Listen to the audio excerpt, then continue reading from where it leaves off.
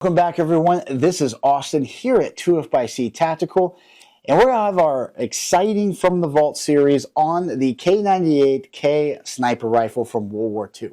This is famous from Enemy at the Gates with Ed Harris's character, and we did one previously on the Soviet PU, so we'll talk a little bit about the differences in philosophy.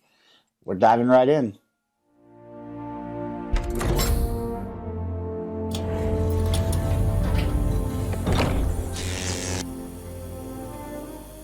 All right, diving into this K98k sniper rifle. Now, first off, huge shout out to an individual who loaned us this so we could bring this to you. And again, if there's something that you have that you would like to see featured on our From the Vault series, please reach out to us. We will find a way to acquire it and do a video on it. There's a lot of cool firearms out there that are owned, and unfortunately not owned all by me, as much as I would love that to be true. And we definitely would love to do a feature on it. So please, again, reach out to us. You can go to our bio. There is contact there, or go to our website. We'll for sure give you a shout out. This is one of the cooler things that we've been able to do, and it's cool to see that in the last couple From the Vault series, we've been able to do the Soviet side. Now we're doing the German side. I'd love to do the American side when it comes to the A4 Springfield. So if anybody has an A4 Springfield out there, definitely would love to get it on the video. Diving into this one, though, the K98k is the standard issue rifle for the Germans in World War II. Now, it is an updated version of the Gewehr 98, so it's very similar. It's just a little bit shorter. They modernized some of the features and the bolts. And we should mention, when we talk about the sniper division for Germany, it is kind of late to the game. The German philosophy, despite their World War I experiences, did not really have snipers in mind. They figured that their technology and advanced tactics would pretty much eliminate the need for precision marksmanship rifles and marksmen themselves, snipers. That was something that very early on they just kind of didn't adopt. So there was no real plan for this to ever be a sniper rifle. This would come later. And one of the things that would kind of, I don't know if inspires the right word, but push them to make a change would be the Stalingrad sniper battles that we would see play out. Now, yes, Enemy at the Gates is a fantastic film, heavily dramatized, of course, and Vasily Zaitsev was a real person, didn't use that rifle. That's beside the point. And then the PUs that we saw in the last video were heavily, or a heavy part of the Soviet philosophy of their military. That is kind of what forced Germany to rethink what they were doing with their tactics and actually making a sniper division. So in terms of the base rifle, the K98k, which I have another one right here, there is no distinctive difference between the two of them. They would literally just take the K98Ks they were already making, very similar to what the PU Soviet Nagant rifles would do, taking just regular ones that tested well at the factory and then fitting them with their scope, which of course was side mounted on a bracket. This one is on turret mounts, as you can see here. The Germans would have a better scope, the ZF-39, which was a 4-power scope versus the Soviets' 3-power scope. So it does give you a little bit of an advantage when it comes to the optics.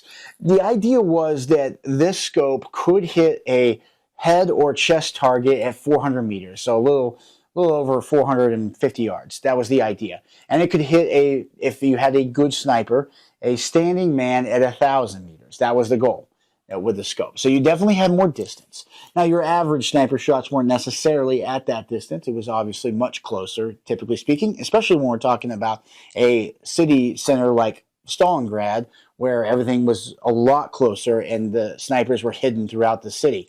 And it kind of shows when you look at this why the Germans didn't really produce these in numbers, because they didn't have a whole factory wing set up for sniper variants, because again, it wasn't a part of their military philosophy. When we did the previous video on the Soviets, they made over 300,000 sniper rifles, where the Americans made like just 50. The Germans were maybe even a little less than that. And that's because when you get into these scope mounts, they are very heavily and precisely machined and mounted. So it's a much slower process, where the Mauser Nagants took that side bracket mounting system. The K98 took more of this turret mounting system. That doesn't mean there wasn't side brackets too. There was. And I think this should be pointed out. You can't call this the standard issue sniper rifle for Germany. There really was no standard issue sniper rifle for Germany, because they fielded a bunch of different variants, different models. The Gewehr 43, for instance, there was a semi-auto sniper rifle version that definitely made an appearance. They just really never fully committed to this. Quick pause in the video, guys, to give a shout out to our channel sponsor, Patriot Mobile. Now, I've personally been a member of Patriot Mobile for several years now. Everyone is using a cell phone these days. So the question is, why not support someone who supports you, who stands up for the rights that you and I hold dear? And Patriot Mobile puts their money where their mouth is by donating a portion of every dollar they make to the causes that you and I hold dear. They use the same 5G networks that every other major provider uses. You're not sacrificing service. You're supporting a company that will support you. They're going to give our listeners a special discount. Using the code SHALLNOT and clicking the link down below, you will get a free month when you switch to Patriot Mobile. With that, let's get back to the video. And again, that makes them kind of rare. Like, this is not something that you see every day. Now, while this is not the original Zeiss scope on it, this is a modern, I should say modern, it's old, but it's not a World War II era scope on this particular model. It does give you kind of an overall arching feel of how it would have worked. And when you look at the mounting systems and how it has been fitted to the receiver, you can see where the machining would have been very slow. So you have to trim down the part of the bolt right here, or not the bolt, excuse me, the receiver right here, in order to fit this back turret mount on it.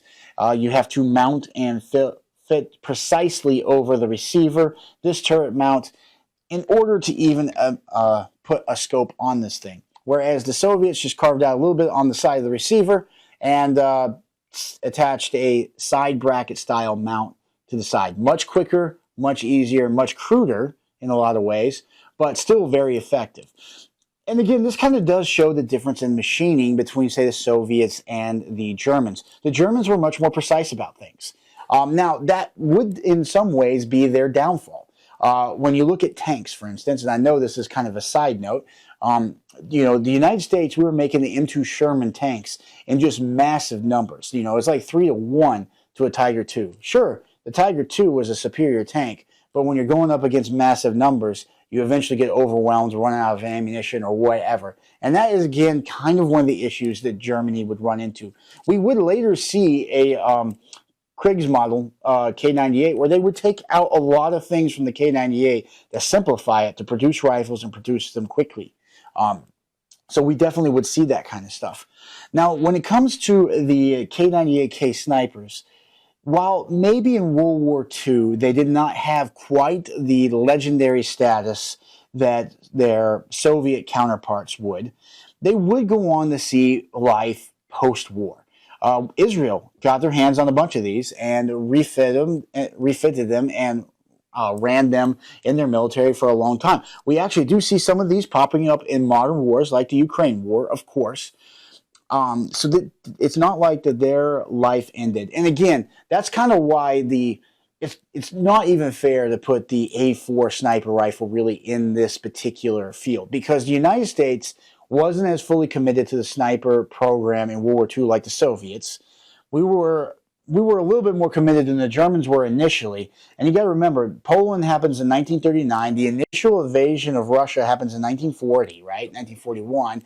The Battle of Stalingrad happens in 1942. And it's not really till then that you start to see them, oh no, we need to get some sniper rifles out there. Let's start converting some of our higher performing rifles at the factory into a sniper variant. So it's hard to call that late, but I mean, the war's over in 1945. So it's very late to the game, where the Soviets were already producing rifles for their sniper program it just wouldn't kick off until 1942, 1943, where you see the PU model that you and I associate with, say, like Enemy at the Gates, despite the fact it wouldn't have not have been ready for facility site stuff at that moment. That would come later, right? They would have the SVT 40 versions, which didn't work particularly well. That's true. And they would have a German scoped early version, was it the PM version, I believe, beforehand. So it is interesting the Germans were late to the game on this, despite their technological prowess, at least for World War II. And then the United States, when we took our A4 program for the Springfield, yes, we used them in Vietnam and we used them in Korea, but we very quickly realized that we need to adopt better sniper rifles, more advanced sniper rifles during the Vietnam era. And you would see us really dive into a plethora of different precision rifles that continue to this day, where even like SOCOM, for instance, fields a bunch of different models.